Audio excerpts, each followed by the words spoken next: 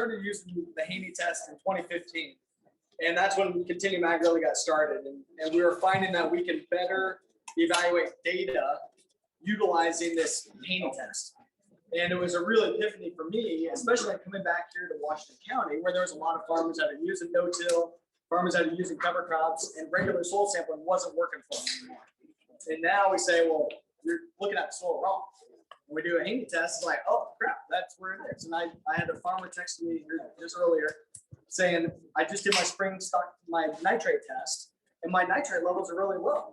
I'm like, well, your nitrogen's not in the nitrate form. It's in the ammonium form, and it's in the organic form. And what we found after utilizing the test and implementing the no-till and cover crops, that our soil is nearly all now in the organic form. And we were very inorganic dominated to begin with, and now we're very organic dominated. Anyway, let me back up just a little bit. So Continuum Ag, we started off trying to work with some of the farmers, especially here in Southeast Iowa and in Washington County, helping them to do some Haney testing. And it was just kind of some spot tests, and here and there we were trying to learn. But we built up a pretty big data set, and now that's where topsoil comes into play. We've been able to launch and be able to put a lot of the equations that Rick's developed into the scalable software. So now we can full-blown utilize the Haney test for all of the variable rate recommendations that we need, and we don't do regular soil testing at all anymore.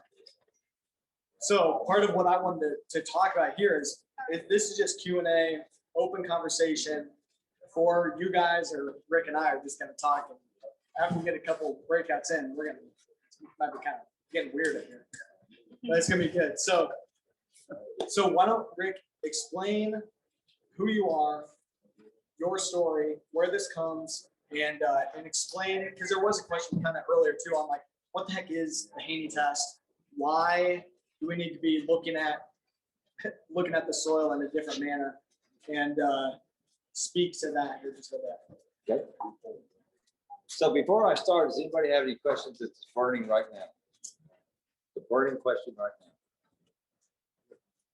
now? No. All right.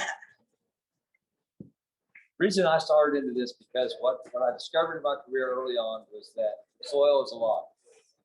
That sounds like a silly thing to say, but it's the truth.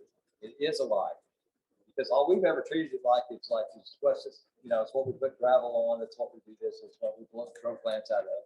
It's just a thing. Well, it's not just a thing. It's alive. It's a living entity. And so I started testing soil, or looking at soil from that perspective. It's like, if this stuff is alive, why can't we measure parts of it that are alive? So what we started focusing on is, what's the food source that the soil has? What's the food source for the microbes? And the microbes are the key. They're the ones doing the job. And they didn't just start doing the job in the 50s or 40s or 30s. They've been doing this for millions of years. So why have we not been utilizing their knowledge and how they work? We've just ignored all that. So when I went to grad school, I came off the farm. So I didn't get my PhD until I was 42. So I was like an unusual grad student because I was older and I came off the farm. All my colleagues were academic all the way. So I had a very different perspective, on both sides of the fence, so to speak. So we entered into this, my goal was to do a better job of analyzing for nutrients, because I knew we were over fertilized. Everybody knows that. Fertilizer used to be cheap. It's not cheap anymore. So let's put on the right amount and not over apply, because that's not helping anybody. So that began the journey. We started doing a bunch of different testing about soil respiration. So the microbes in the soil take in oxygen and give off CO2, just like we're doing right now. And we can capture that and measure that. And that was the first indicator that, hey, this soil's alive. What can we do with this? So then we started working on, well, nitrogen's the biggest cost. So let's see if we can tie that to how much nitrogen the soil naturally gives up. Now, you guys have seen a bunch of research where you apply a nitrogen rate, higher and higher yield comes up, right? So the standard soil tests are calibrated for that. What we're trying to calibrate our test to is, what do you get when you put on no nitrogen? Because right now, in a whole lot of computer models right now, if you put 0 inputs for nitrogen, it comes back 0 yield. That's not right, never has been right. and never will be right. So we were looking in, especially in Iowa, where they were growing 1,900 bushel corn with no nitrogen fertilizer. How's that possible? Well, the microbes are giving out. The soil's giving out. So we were after that. We wanted to account for what the soil naturally gives and then back that off the fertilizer recommendation. We're not anti-fertilizer, we're anti too damn much fertilizer. They don't help it. So that morphed into a whole lot of other stuff. And it wasn't anything I set out to do. It was just a whole lot of little moments, like the extractives that we use in the soil testing labs. I didn't like any of them, so I developed my own based on what a plant root does. And the people are like, well, why do you use water as an extractant? And it's like, can't believe the arguments I've had about this. I said, it rains that water from the sky. That's what it rains. And they're like, well, yeah, but you can't use that. It's like, well, it's happening at the field. Water. That's the solution. So we started doing water extraction, looking at carbon, nitrogen, blah, blah, blah. It's been, I feel like a trout that's on its last legs swimming upstream. That's been my career at USDA. It's been fairly rewarding looking back. You know, whenever you guys step outside the norm and try to do something different, your neighbors are going to make fun of you. You know, your colleagues are going to make fun of you. And, you know, just you have to grow a thick skin. You know, because if you're going to swim with the stream, that's easy. Swim upstream. You know, swim against it. See who you are. See what comes out of you. I've been shocked at who I am now versus who I was 20 years ago. And I've really enjoyed watching my wife. I don't know where she's at. She also has a PhD, but watching her come alive with passion about it. So it's something to believe in. For, you know, finally in farming, it's something to actually. We got to know David Johnson at a food conference. Yeah, David, I know David. And he was not doing anyone to review his paper and okay when he was talking to Ray Archuleta. They woke up some nature bacteria in the soil, so he was not having it. Well, I don't, David could answer that better, but I think the point you're making is there's so much out there we don't know that we thought we knew. There's so much out there we're going to discover in the next 5 years that the way the soil works is a system that we don't even really understand. I tried to make the point earlier, the yield drag, when you go from this system, conventional till to no-till covers and all that stuff, you've been farming for these microbes all these years, 30 years, whatever. When you change that system, you're trying to farm a new set of microorganisms. There's a bunch of them we haven't even identified. And the stuff that David and his wife are doing, that compost stuff, that's something we're missing. Yeah, see, Mulvaney was throwing bricks in his last house out in Illinois. Who is, man? Mulvaney, Throwing bricks at David? at Illinois, they were. Oh, at Mulvaney, yeah. Oh, yeah, they did. Yeah. What? Why? Because he was doing something different, right? He was saying that that's what he got off that great. How dare you? You know, come on. Here's my issue. This is what drove me. This is the truth. Thank God I'm retired. They probably fired me for saying it. We research, get paid to do ag research, right? Do we have any skin in the game with what he has to deal with or his dad has to deal with? No. Then why aren't we working hard, pushing the envelope? You know, sitting in our ivory tower with no accountability, that's some bullshit. We should be helping these guys. That should be our only goal, not our egos or who writes what research papers or any of that crap. You know, if we're going to do something different, let's use the science to make sure it's going to work. You know, science is a tool, it's not a god. I've said that many times. It's a tool, not a god. It's a tool. And I like science. But, you know, if they say, well, you can't do that, that's not really a good scientific argument, is it? I've challenged people with that. But you can't do that. When we first made the method where you take soil and you dry it out and re-wet it, capture the CO2. So we stop the system, add water back to it, capture the CO2, the microbes come alive at, and that's the first paper I tried to publish in '96. And it came back rejected. You know what? You know, the reviewer's answer was, you can't do that, that's too simple. And I'm a farm boy off of Western Oklahoma farm and went, what? What do you mean that's too, come on. I would quit. I mean, I was so upset. Like, what have I got myself into? And then, it's like, then I'd go back and visit my farmer friends and, they're struggling. And I'm like, all right, my God, I'm going back. Here we go. Let's just see what happens. So it's been a tough journey, and I've grown up fairly thick skin. I'm just saying we should be all in with you guys, trying to help you guys with what So you see it, are the seed corn companies and corn breeders screwing up? did I see what now? The Are seed the corn corn companies. breeders, corn geneticists, are they screwing up by? Oh, boy, that's a whole can of worms right there. Technology is going to drive forward, right? One of the arguments that I've used is that, so are the genetics now what we used in 1950 for corn, whatever? Wildly different, aren't they? Yet we're still applying a standard test. We're not testing the same thing.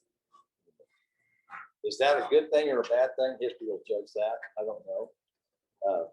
I think at some point we're going to get to, I think if we could get to yields where a farmer could make a living at it, that's really what we're at. We don't need to grow 500 bushel corn. What if you, and I always ask farmers this, it's like, would you rather grow 100 bushel corn and get $8 for it, or grow 200 bushel corn and get 4? And they say, well, I'd rather grow the 200 bushel. Just, it doesn't matter. I said, really? Are your input costs the same to grow 200 bushel as 100 bushel? Well, no. I said, we have to start thinking a little bit differently about how we do that. I don't want to jump into the plant genetics deal, but I'm not a plant geneticist. I think it's interesting. I don't know what we're doing, but time will tell. Why do you think, like some of these practices struggle, like where you're from there in Bell County or down like in Robstown? Like, why would they struggle there versus say up here?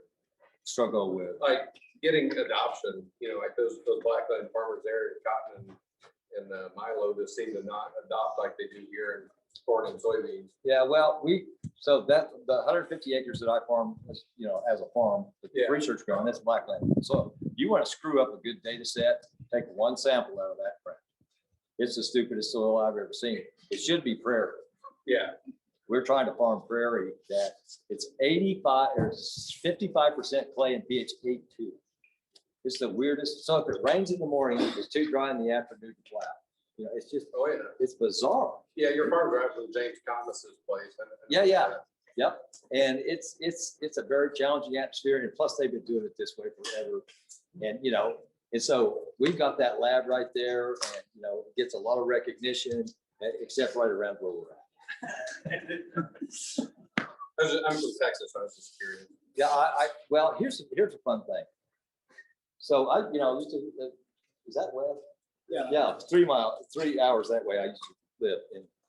When I was 16, we were on Tasman Proof and Carson Thomas. I was in all that.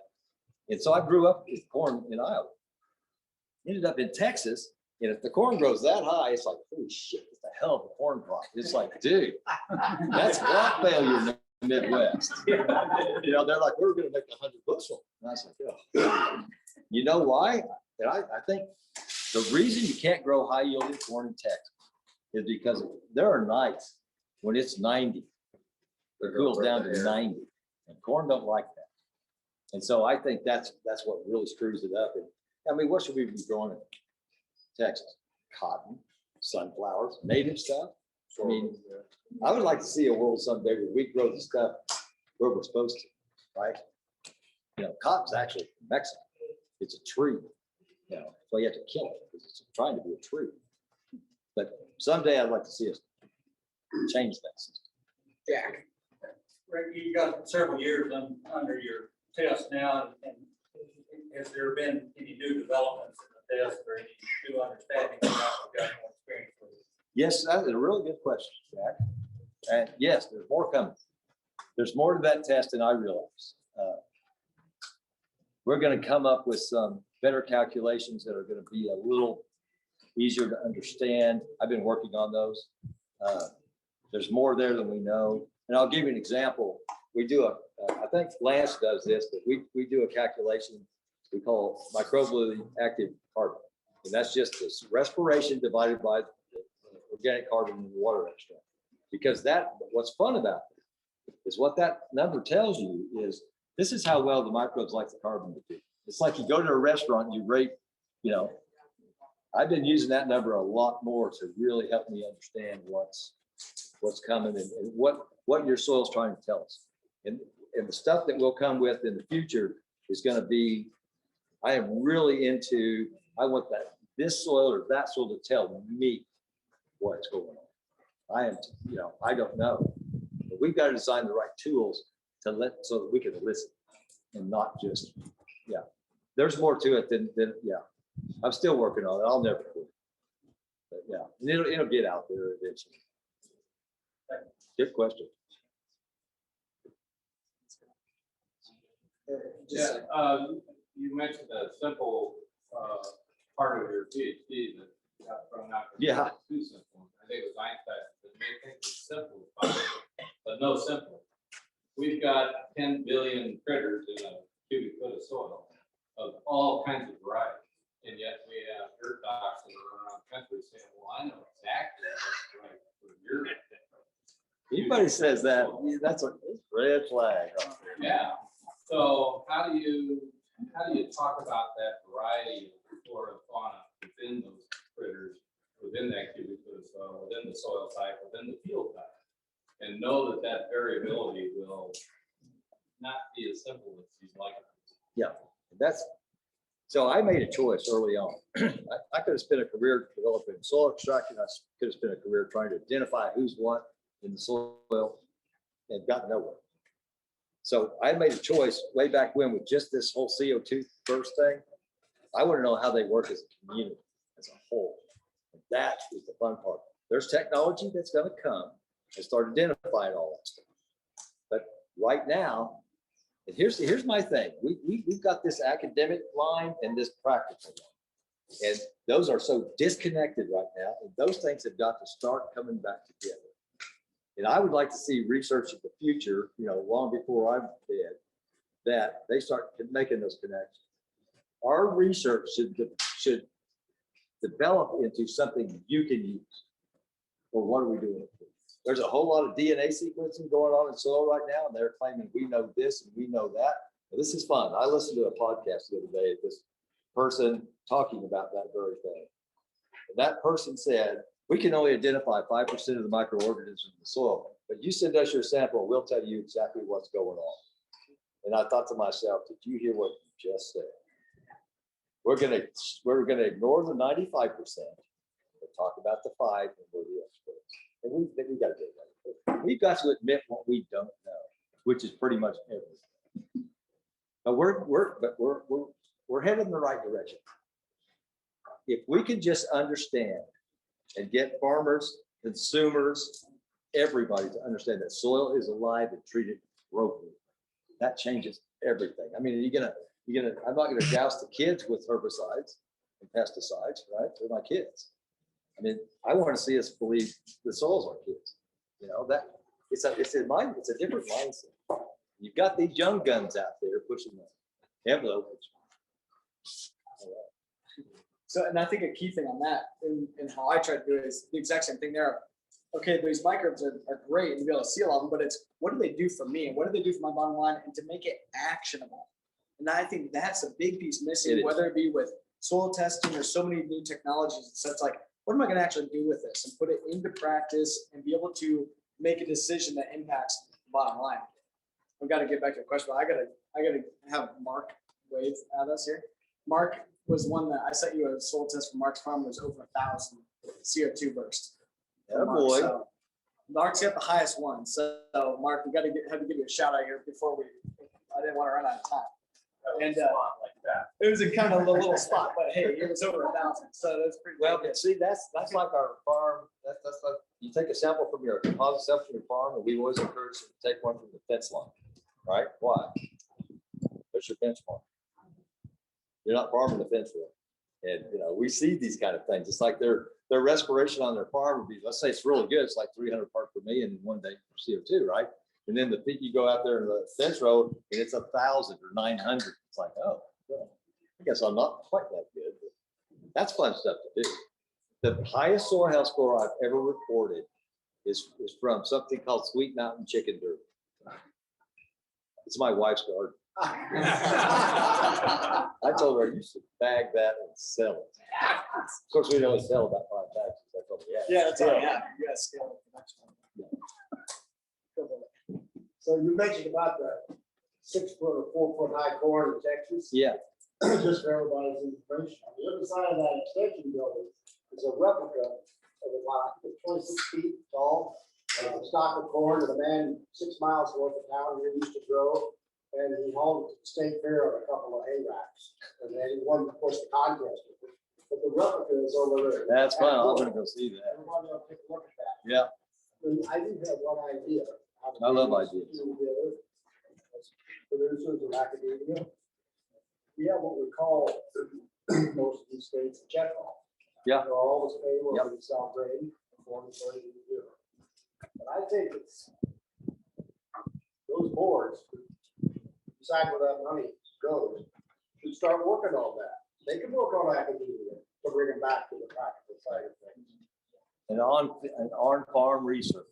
I'm a huge fan of on-farm research. So how do we drive some of that? And that was brought up before too, because it's a good point on how do we ensure that the research that's being done is actually the right stuff? And it's because it seems like it's just the same thing. You gotta have over the and over farmer and over. involved. And yeah, The farmer has to be involved in the research. It's a real simple. I have a lot of colleagues that, for 10 years, I've done this no-till, conventional till, side by side with cover crops, right?